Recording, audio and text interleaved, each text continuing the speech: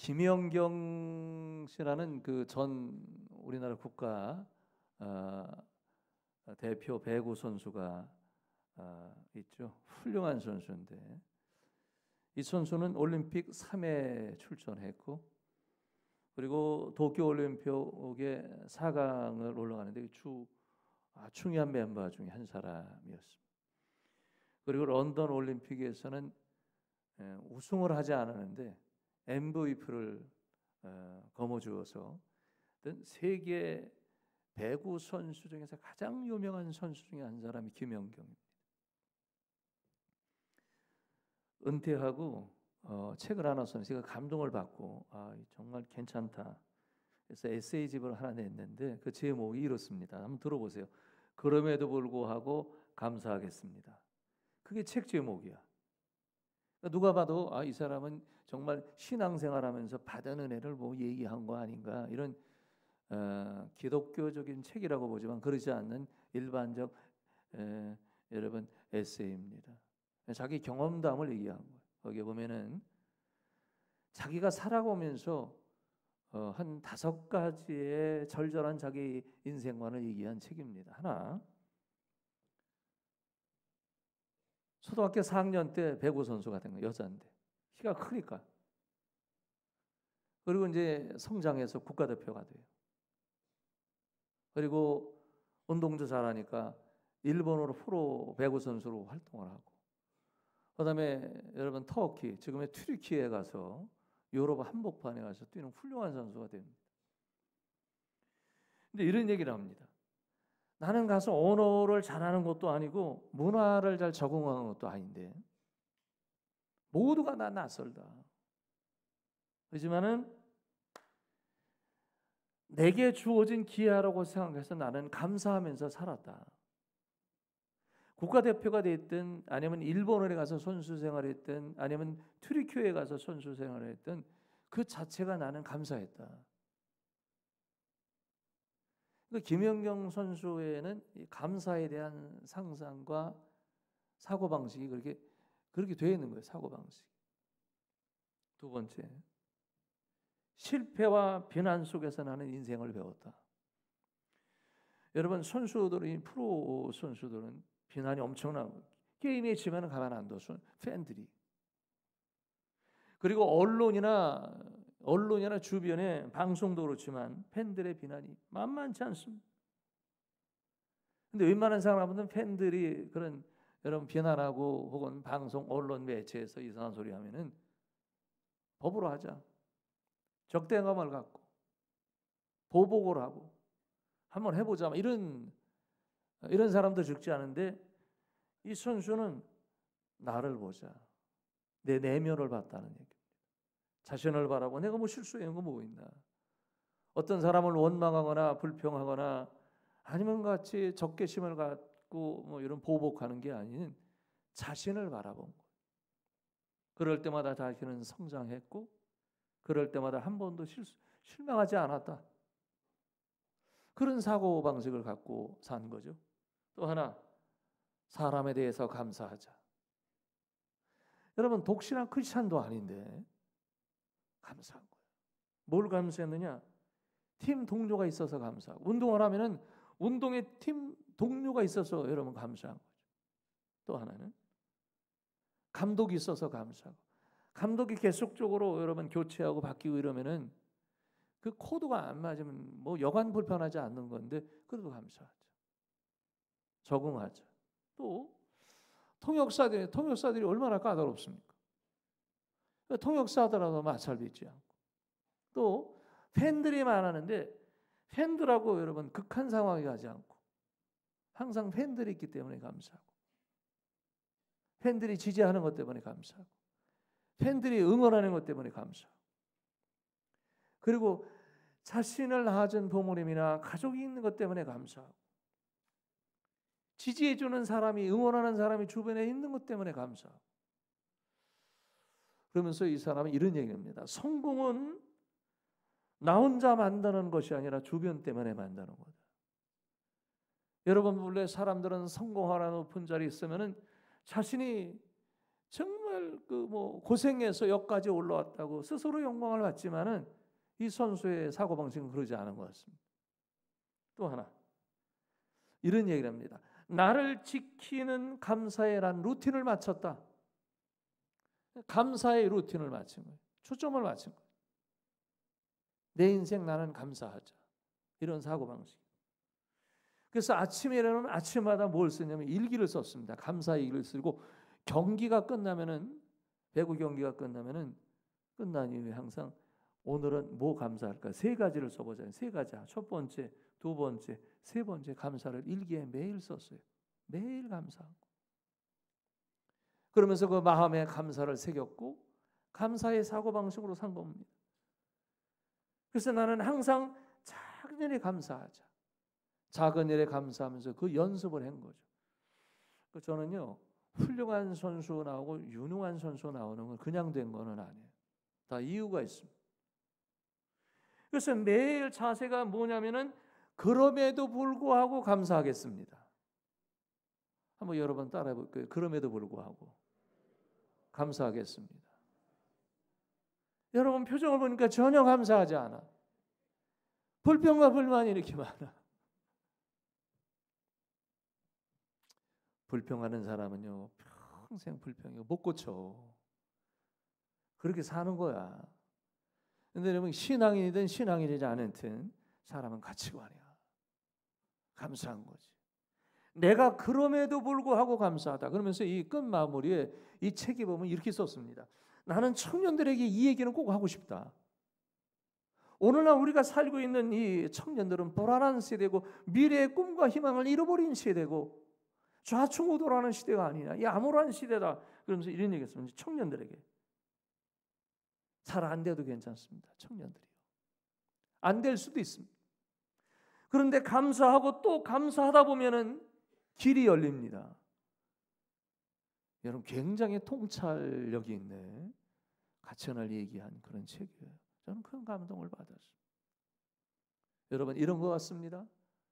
작은 일에 감사하는 사람은 큰 일도 감사하더라. 작은 일에 불평이 많은 사람은 큰 일도 불평이 아무리 좋은 거 여러분 갖다 줘 감사하나 합니다. 여러분 오늘 저는 이 본문에 요한복음 2장은 이제 예수님께서 공생의 3년을 시작하면서 첫 번째 기적을 일으킨 내용이 본문의 내용입니다. 내용은 여러분이 보는 것처럼 이렇습니다. 예수님은 갈릴리 여러분 가나라는 지역에 갔습니다. 근데 그날 가보니까 예수님의 제자들과 가보는데 그 동네에 혼인잔치 여러분 결혼식 잔치가 벌어졌습니다. 하객들이 어마어마해 온 거예요. 동네 사람, 이웃 사람, 심지어는 예수님의 제자들과 함께 청빙받아서 함께 갔는데 그 잔치가 대단한 잔치였습니다.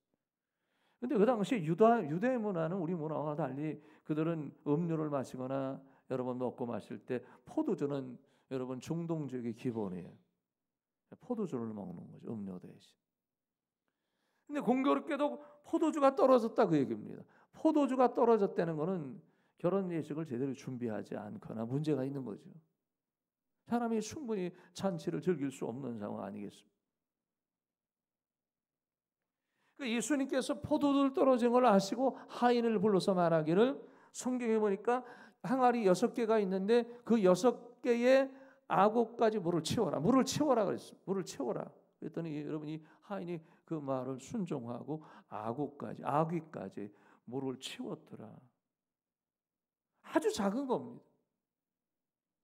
여러분 이론적으로 이 하인들이 아니 지금 포도주가 없는데 이 항아리에 물을 채우라니 이런 자기의 사고방식이나 이론적 판단이나 여러분 이성적 판단으로는 맞지 않는 거예요.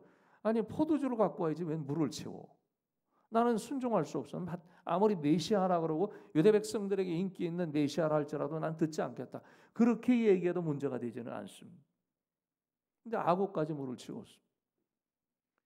예수님이 하인들에게 두 번째 얘기를 했습니다. 그러면은 그것을 갖다가 여러분 이 하객들에게 나눠 주어라 명령할 때 이 하인들이 그 물을 떠다가 나눠 주니 물이 변하더니 포도주가 되었더라. 여러분, 이 사건은 아주 작은 일이에요. 어찌 보면 이해할 수 없는 사건인데 예수님이 공생에 살면서 첫 번째 기적을 일으키고 이 기적 때문에 예수님의 제자들이 예수님을 믿게 됐고, 믿지 않는 유대인들이 혼인잔치에 참여한 하객들이 예수님을 믿는 기적과 변화가 있게 된 겁니다. 작은 순종이 기적을 이뤄내는 거죠. 작은 거예요, 보이지 않는. 틈새는 작은 거. 여러분, 우리가 살아가면서 어려움은 작은 틈새예요. 작은 틈새에 불평과 원망에 싸우면 하나님 앞에 어느 순간에 확 무너져 버려요. 도미노처럼. 삶이 무너지고 가치관이 무너지고 신앙이 무너지고 믿음이 무너지고 여러분 삶의 터 자체가 무너지거니 와. 근데 반면에 작은 거 순종하면 거기에 기적이 있고 변화가 있고 역사가 있고 희망이 있고 꿈이 있다고 하는 사실입니다. 저는 이 본문 말씀 전 보면서 여러분 보세요. 전 세 가지 본문을 여러분 통해서 은혜를 나눕니다. 하나, 인생은 위기와 기회다. 한번 따라합니다. 위기와 기회. 누구나 그런 거. 인생은 위기가 없는 사람이 없어요. 그렇죠? 근데 기회가 여러분 오지 않는 건 아니야. 항상 기회는 와. 이 위기와 기회 속에 우리는 여러분 선택이에요. 뭘 선택하냐에 따라서 인생은 달라질 수 있는 거죠. 그 위기를 잘 극복하는 사람이 있는가 하면 위기를 극복하지 않고 그냥 쓰러져. 자, 여러분 혼인잔치에 지금 참여한 사람, 여기 하객들, 그리고 여기에 주최해서 혼례를 치르는 주인에게는 위기입니다. 왜? 포도주가 떨어졌기 때문에. 망신이에요. 여러분 잔치자리를 벌였는데 포도주가 떨어지니까 여기에는 여러분 주변 사람들에게 수치고 뿐만 아니라 불명예의 잔치자리가 될 수밖에 없습니다. 심지어는 포도주가 떨어지니까 예수님의 어머니 마리아가 무슨 얘기를 했냐면 성경 본문에 보니까 저들에게도 포도주는 없습니다. 포도주는. 그러니까 여러분 예수님의 어머니도 포도주가 없는 것을 인정하고 이거는 아무것도 없으니 이 잔치는 어떻게 됩니까? 망한 거 아니겠습니까? 이거 절망스럽네. 이런 상황이. 근데 예수님은 여러분 작은 순종을 통해서 포도주가 물로 변해서 그 잔치를 즐기는 풍성한 잔치가 됐다고 하는 사실이죠. 위기가 있으면 기회도 있습니다. 저는 이 시간에 말씀 한번 드리겠습니다. 우리 오늘 이정희 권사님 오셨어요. 이정희 권사님 오늘 못 오신 지 2달 만에 제가 말씀드립니다. 이정희 권사님은 2달 전에 원치 않던 사고로 죽을 수밖에 99.99%가 죽는 거예요. 동해에 가서 여러분 관광 갔다가 여러분 떨어져서 여러분 바다에 빠져 죽을 수밖에 없어요. 그 얘기 듣고서 얼마나 충격을 먹었는지 몰라요. 그리고 2달 동안 아무 얘기 안 했어. 지방의 목사님들한테 얘기 안 하고 주변의 교인들한테 거의 내가 굉장히 절제해서 기도하느냐. 그런데 지방의 목사님은 나보다 더 잘 알아. 나는 우리 교인이기 때문에 아깝고 안타깝고 해서 권사님이 정말 이 생존이 가능할까를 본 거예요. 근데 여러분 떨어져서 99.99%가 잘못되는데 살아났어. 여러분 아멘 하셔도 돼요. 할렐루야. 살아났어. 너무너무 감사해. 그래서 지금 얘기할 수 있어. 난 우리 교인이기 때문에 다 돌아가시는지 알았는데 살아나신 거예요. 극적으로 살아났어요. 이 척추가 부서지고 갈비뼈가 다 부서지고 6개 몇 개 다 부서지고 폐가 물에 다 차서 끝난 거 아닌가. 우리 사람하고 함께 눈물만 나와. 생각을 하면 얼마나 가슴 아픈지 몰라. 잘못되는 거 아닌가. 근데 하루가 지나가고 이틀이 지나가고 3일이 지나고 살아나는 거예요. 회복이 중환자실에서 서서히 나오고 또 이게 살아났어. 여러분 극적이에요. 극적. 하나님의 저는 이 목회하면서 여러분 보세요. 제가 목회하면서 많은 장례도 수업 치르고 그러지만은 정말 다 죽는 사람이 살아나는 경우가 있어. 질병에 걸려서 이 암으로 다 죽는 사람으로 판정된데 살아나거나 어떤 사고로 정말 극한 상황에서 죽는 상황에 살아나는 경우가 없잖아. 있을 수 있어요. 근데 거기 섭리 있어요. 모세도 99.9%는 죽는 거예요. 근데 하나님이 살려줬잖아요. 하나님이 그 사람을 사랑하는 거예요. 그 사람을 향한 하나님의 비전과 섭리와 여러분 꿈이 있는 겁니다. 하나님은 그런 사람을 통해서 위대하게 써요. 하나님이 쓰는 사람이 있어요. 죽었다가 살아나는 사람들이 있다니까. 하나님의 은혜이지. 근데 2달 만에 연락이 왔습니다. 목사님 이번에 구역 대신방 하는데 예배드리겠습니다. 가능할까? 여러분 큰 병원에 갔다 다 치료받고 재활병원에 가서 재활병에서 어제 오셨어. 어제 오후 3시에 제 방에서 예배드렸어요. 구역 식구들이 다 왔어. 다 눈물바다였어. 권사님도 눈물 흘리고 목사님 제가 왔습니다. 권사님 오셨네. 참 감사합니다. 네. 예배드렸어요. 하나님 앞에 예배드렸는데 얼마나 감사한지 몰라. 눈만 봐도 감사하고 얼마나 기적이구나. 하나님께서 우리 교회를 사랑하시고 비록 여러분이 보기에는 한 권사님이지만 그의 생명이 죽을 수밖에 없지만 하나님의 은혜로 살아나는. 그래서 너무너무 감사해요. 여러분 사람은 위기가 올 수 있습니다. 죽음의 위기, 건강의 위기, 가정 파괴의 위기, 생업의 위기, 생명의 위기, 자녀들의 위기, 우리가 이해할 수 없는 사건이 우리가 살아가면서 여러분 위기가 많습니다. 그런데 하나님은 그 일을 통해서 기회도 주시더라. 오늘 본문의 그 얘기입니다. 혼인잔치에서 포도주가 다 떨어졌다는 것은 감당할 수 없는 수치입니다. 가문의 수치이고 결혼의 수치이지만 하나님이 여러분 물로 질의 변화, 물의 변화, 삶의 변화, 역사가 일어난 줄로 믿습니다. 여러분 믿으셔야 돼요. 2번째, 오늘 이 본문에 보면은 순종과 기적입니다. 한번 따라합니다. 순종과 기적, 이게 차이가 있어요. 불순종과 심판도 있지만 순종과 기적은 여러분 공존하는 논리예요. 여기 보니까 이 마리아가, 예수의 어머니 마리아가 무슨 얘기냐면 하인들에게 첫 번째 이 돌 항아리에 6개의 물을 담으라 그러니까 알겠습니다. 그리고 그들은 순종해서 받들고 물을 채웠습니다. 아마 웬만한 사고방식 아는 사람은 목사님 뭔 얘기입니까? 아니 항아리에도 물을 부어 물 부어서 어떡할 거예요? 이론적으로 맞지 않죠? 이성적으로도 맞지 않아. 물 먹이려고 그러는 건가? 어떻게 하려고 여러분 항아리에 물을 담으라 그럽니까? 물이 뭐 하길래? 지금 포도주가 중요한지 물이 중요하겠습니까? 맹물을 먹어서 잔치에 무슨 흥을 돋겠습니까? 안 된단 말이에요. 근데 물을 채우라니까 아구까지 채웠어요. 그것도 믿음입니다. 여러분 2번째 이 마리아 어머니가 무슨 얘기를 했냐면은 하인들을 불러놓고 이렇게 얘기하더라. 그가 무슨 말씀을 하시든지 그대로 하라. 그라는 건 예수님을 말하는 겁니다.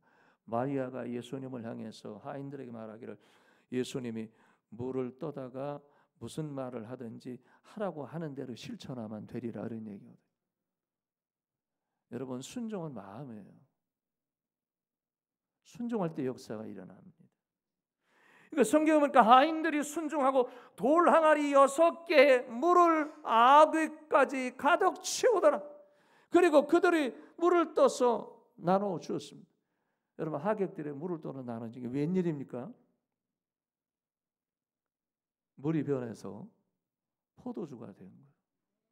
믿으십니까? 믿으십니까? 여러분 이거 믿지 않은 것 같아요. 근데 성경은 사실이에요. 소설이 아니에요. 누가 만든 여러분 꿈에 대해서는 허구성이 아니에요. 물이 포도주가 되는 기적이 일어난 거죠. 여러분 하인들의 작은 순종이 주님의 마음으로 움직이게 됐고 여러분, 신앙은 보이는 게 아니에요. 보이지 않는 거지. 보이지 않는 작은 순종이 하나님의 역사가 작은 삶의 순종이 하나님의 마음을 감동. 제가요 교회 성전 다 짓고서 지금 주일 되면은 지금 새 성전 지니까 이제 교회가 조금씩 부흥도 되고 교회가 은혜롭고 너무너무 좋아. 행복해. 네? 너무너무 행복한데 주일날 되면은 우리 식당부에서 음식을 준비해서 이게 준비하는 거 음식을 나누는 것도 너무너무 행복한 거예요. 여러분 행복하시나요? 아멘 안 하시는 분은 오늘 점심 들지 않고 그냥 가셔도 돼요. 여러 식당부에서 열심히 준비해서 음식도 준비해. 그런데 지금 입당하고 한 6, 7개월 지나니까 여러분 식당에 가보면 식당에 저 식기 세척기 이렇게 청소하는 데도 있고 그다음에 설거지 하는 데도 있고 물이 내려가는 게 있어. 지난주 어떤 분이 연락이 와서 거기가 좀 막혀가지고 문제가 좀 있는 것 같습니다. 제가 그 연락을 받고 이거 어떡할까 그러다가 많은 교인들 가운데 제 마음에 우리 교회 최태수 집사님 오셨어요. 참 오늘 제가 얘기하는 분 보면 안 오셨네요. 최 집사님한테 내 전화를 했어요. 최 집사님, 우리 교회가 지금 식당이 2차 저차에서 지금 식기세척소에서 물이 내려가는 이 하수 부분이 좀 막혀 있는 것 같고 냄새도 나고 이렇게 그러긴 하는데 좀 6개월이 돼서 그 동안에 좀 새거 건물이라든지 청소가 안 된 것 같은데 좀 가서 보기만 했으면 좋겠어 좀 판단 좀 해주세요. 그랬더니 최 집사님 전화 받으면서 예 알겠습니다. 여러분 우리 최 씨는 따뜻하지 않아 언어가.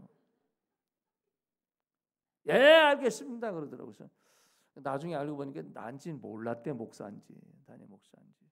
그래서 그 질로 토요일 날 가가지고 토요일 날 가서 거기 다 보니까 이게 엉망이야. 그러더니 최태수 집사님이 그건 시궁창 냄새 다 그거 참고 무더위에 다 긁어내고 막 청소하고 참 김희태 장로님도 오셨다는 소문이 있더라고.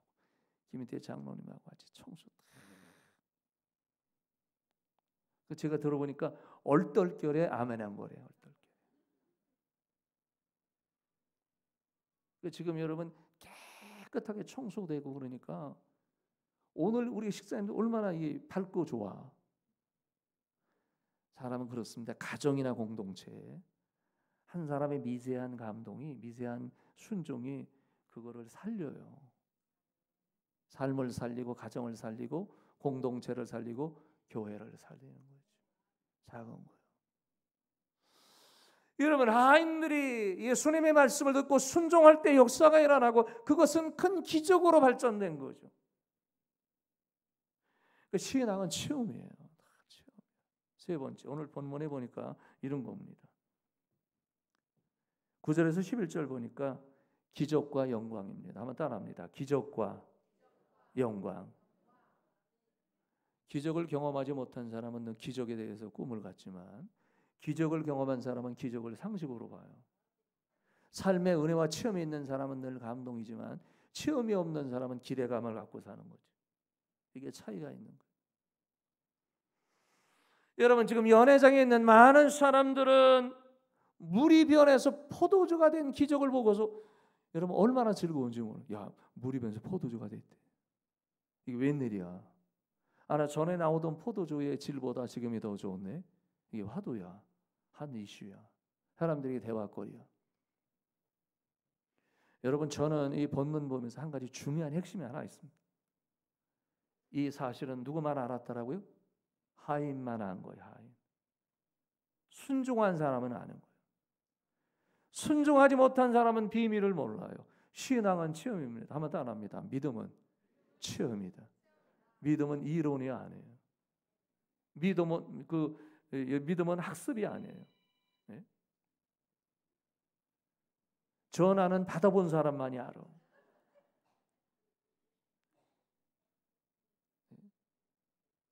그러니까 여러분 하인들은 거기에 이 혼인잔치에 중요한 사람은 아니었습니다.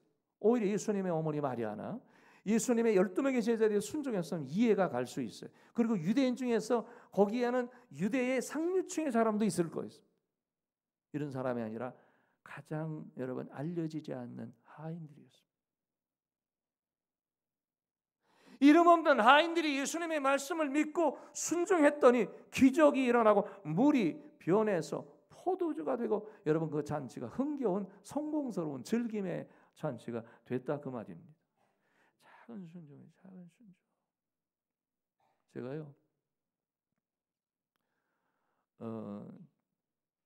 지금 코로나 전과 후가 여러분 그 세계 경제나 상황이나 우리나라 국가도 그렇지만 여러모로 많은 바뀐 게 있습니다. 그 중에 하나가 종교예요.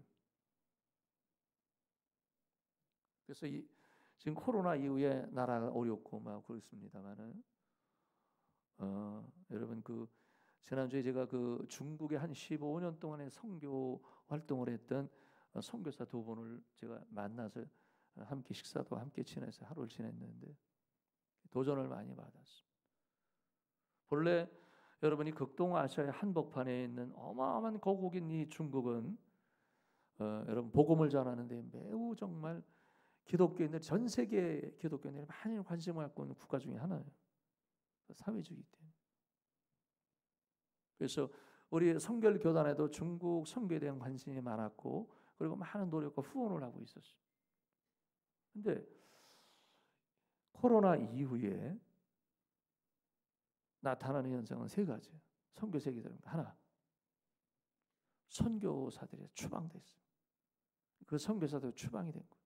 그 전에는 저도 이 중국에 이 선교사 만나기 위해서 가보긴 했는데 얼마나 열심히 하는지 몰라. 중국에 영향을 주면 좋은 선한 영향을 주면 나쁜 일은 하나도 안 해. 좋은 일 하는 거예요. 근데 코로나 이후에 선교사가 추방돼서 지금 우리나라 국내에 와 있어요. 또 하나. 삼작교회 몰락이에요. 삼작교회는 중국에서 국가정부에서 인정하는 교회거든요. 그러니까 보이는 교회. 그죠? 그리고 여기는 공안들이 그렇게 핍박 안 해. 국가에서 인정하는 교회이기 때문에 십자가 걸고 하면은 거기는 교회도 어느 정도 여러분 보이는 교회이기 때문에 잘 돼 있는 교회예요. 근데 삼작교회가 지금 서서히 몰락하고 있는 거의 지금 여러분 옛날 그 분위기가 아니에요. 세 번째 중요한 거는 지하교회입니다. 지하교회에 여러분 몰락이에요. 지하교회는 예수 그리스도를 믿고 영접한 구원받은 백성들이 몰래 선교하는 거예요. 국가에 알리지 않고 그들이 모여서 여러분 지하나 혹은 삼각교회 얻어서 그들이 복음을 전하고 여러분 중국 민족 복음화를 위해서 하나님의 선교를 위해서 힘쓰고 있었던 수많은 보이지 않는 교인들과 교회가 지금 몰락했어요. 너무너무 가슴 아픈 그 얘기 들으니까 너무너무 가슴 아픈 거예요.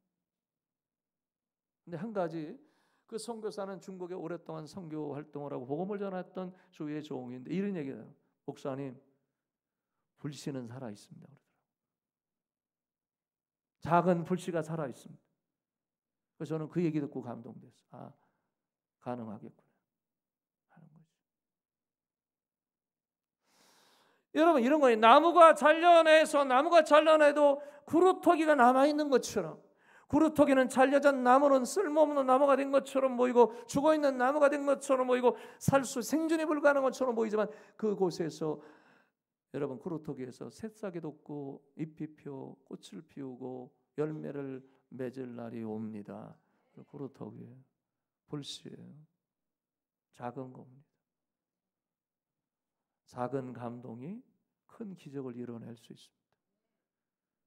사랑하는 성도 여러분, 여러분의 가정에서 작은 순종이 가정을 살려요. 여러분 교회가 작은 순종이 교회를 살리는 거예요. 여러분 우리가 그리스도 안에서 작은 보이지 않는 순종이 여러분 지역을 회복시키고 국가를 살릴 수 있는 힘이 되죠.